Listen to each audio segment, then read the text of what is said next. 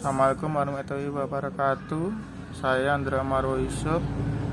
Di sini saya membuat video untuk mempresentasikan analisis unsur intrinsik dan ekstrinsik naskah drama monolog Tua karya Putu Wijaya.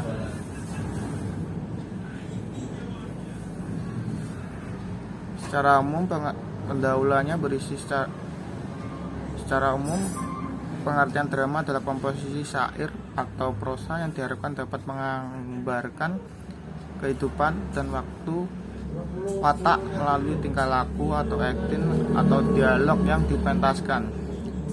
Drama dapat diartikan juga sebagai karya sastra yang menggambarkan kehidupan manusia dengan gerak melalui peran dan dialog yang dipentaskan. Ada beberapa ciri drama yang selalu ada di tiap karya drama, misalnya memiliki konflik yang jadi inti cerita serta dipentaskan dalam sebuah pertunjukan drama. Kemudian metodenya menggunakan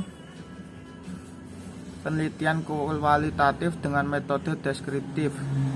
Penelitian kualitatif adalah metode yang memberikan perhatian terhadap data ilmiah, data dalam hubungan dengan konteks keberadaannya. Penelitian ini menggunakan pendekatan psikologis. Kemudian lanjut, hasil dan pembahasan unsur intrinsik. Di sini saya menemukan temanya adalah sebuah penyesalan dalam hal itu ditunjukkan dari dialog, tapi orang itu tidak kembali, ia berjalan terus ke sana dengan langkah yang tetap. Kemudian aku pun menangis. Aku telah kehilangan seorang kawan yang tadinya aku kira musuh, tapi tangis itu tidak menghiburku. Baru semenit menangis, aku buru-buru mengangkat mukaku lagi mencari orang itu. Kemudian alur di sini saya menemukan bahwa alur yang digunakan dalam naskah drama monolog Tua adalah alur mundur, karena drama diawali dengan peristiwa di akhir cerita lalu kembali ke awal cerita, mengawali kisah dengan konflik dan memperlihatkan masa lalu atau yang disebut kilas balik. Hal ini dibuktikan oleh dialog. Di depanku berdiri seorang yang barangkali aku sudah kenal benar, mungkin juga tidak. Aku tidak tahu siapa namanya. Perawakannya sederhana, ia tidak membawa apa-apa. Matanya juga hanya dua dengan sorot yang biasa. Bahkan ia tersenyum manis dan mengatakan, "Apa kabar?" Tapi aku cemas. Aku merasakan ada bahaya dalam ketenangan sedang merambat perlahan-lahan hendak menjangkau leherku. Aku merasa terpepet ke sudut dengan sopan dan kemudian pada akhirnya nanti dengan lemah lembut akan diminta untuk menyerah. Lanjut. Kemudian latar di sini waktu ditemukan bahwa waktunya di waktu masih muda, satu generasi telah melewatiku. Hal ini dibuktikan oleh dialog. Lalu tiba-tiba aku merasa bahwa sebenarnya ia kenal betul siapa orang itu. Tiba-tiba saja aku teringat masa mudaku. Lalu aku yakin benar bahwa orang itu adalah aku sendiri di waktu masa muda. Dan kemudian aku hanya bisa termenung. Aku mendengar suara lonceng gereja. Kini aku yakin bahwa telah melewati satu generasi. Kemudian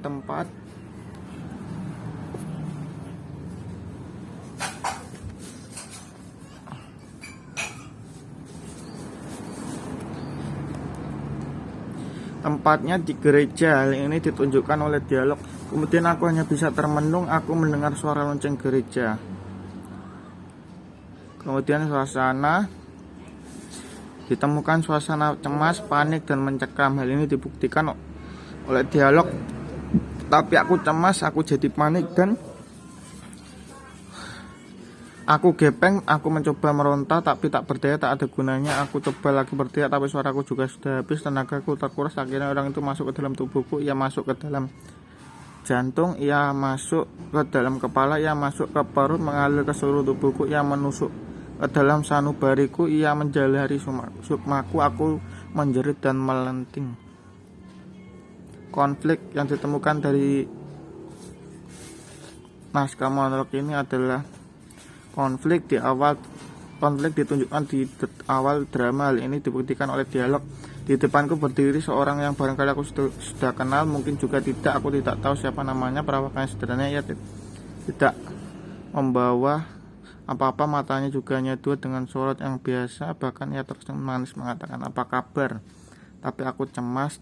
Dan selanjutnya, kemudian pesan moral yang dapat diambil adalah jangan menyia-nyiakan masa mudamu nanti, karena kelak nanti akan menyesal. Ditunjukkan oleh dialog, aku tidak siap untuk menyerah karena aku merasa masih perlu untuk menunjukkan kalau diberi kesempatan lebih lama mungkin aku sanggup bekerja lebih baik, termasuk memperbaiki kekeliruanku di masa lalu. Sayangnya waktu tidak bisa menunggu. Kemudian unsur ekstrinsik adalah latar belakang Putu Wijaya. Putu Wijaya adalah bungsu dari 5 bersaudara seayah maupun dari 3 bersaudara seibu. Ia tinggal di kompleks perumahan besar yang dihuni sekitar 200 orang, baik anggota keluarga dekat dan jauh. Putu mempunyai kebiasaan membaca sejak kecil. Ayahnya I Gusti Ngurah Raka, seorang pensiunan punggawa yang keras dalam mendidik anak, dan ibunya yang bernama Michael Ermawati. Semula ayahnya mengharap Putu jadi dokter, namun Putu lemah dalam ilmu pasti. Ia akrab dengan sejarah, bahasa, dan ilmu bumi. Putu menulis sejak SMP.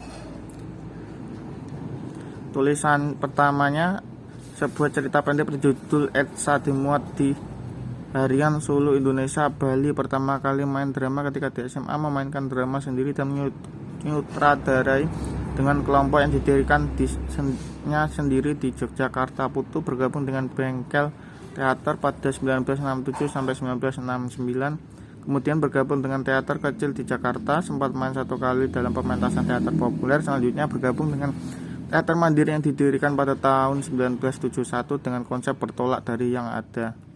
Putu Wijaya sudah menulis kurang lebih 30 novel, 40 naskah drama, sekitar 1000 cerpen, ratusan esai, artikel lepas, dan kritik drama. Begitu sampai